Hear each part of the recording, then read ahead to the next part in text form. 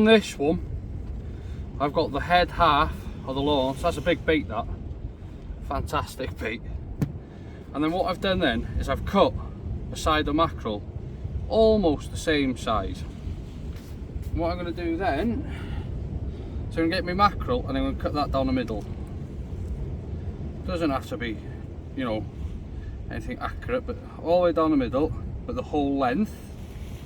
So I now got two lengths almost the size of my lawn. Then what I like to do here, and I find this a good attractor for hush, conger, anything really. I got a pulley rig again.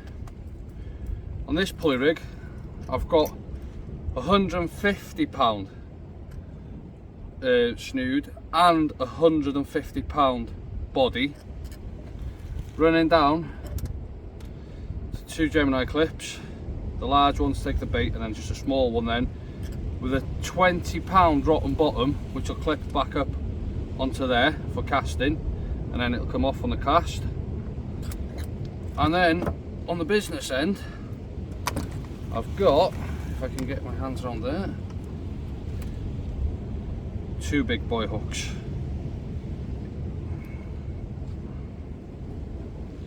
And then all I do here is I do the lawn exactly the same in the side and out just at the back of the gill. And I like to elasticate that.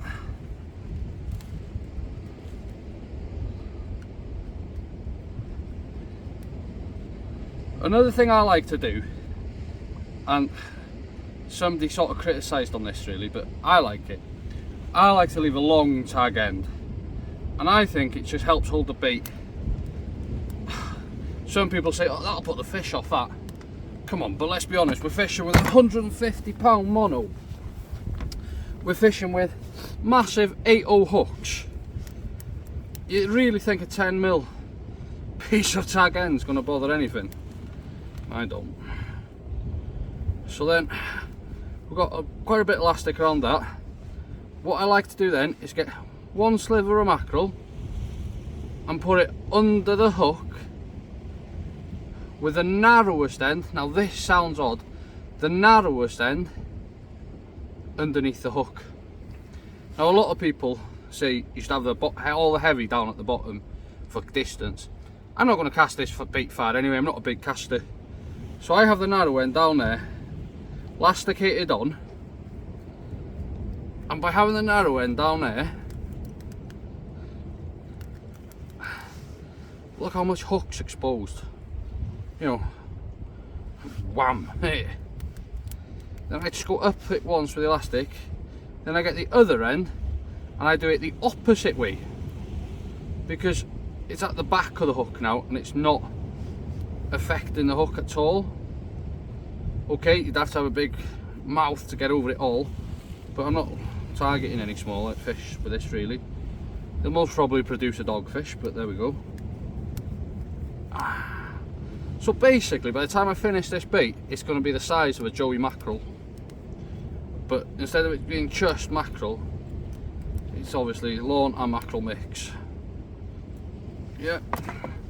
Then I like to bring that top circle hook down, a couple of winds, back through and out. And I like it facing an opposite way to the bottom hook. Then I like to cut the snout of the lawn off, just like that.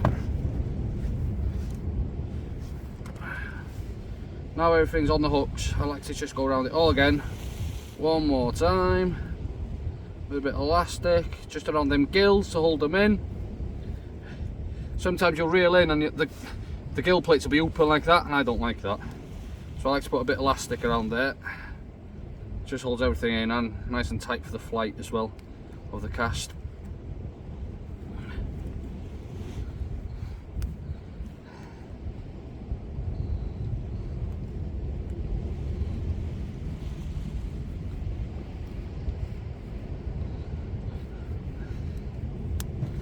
So that's on a pulley again with a 150 pound snood, 150 pound body.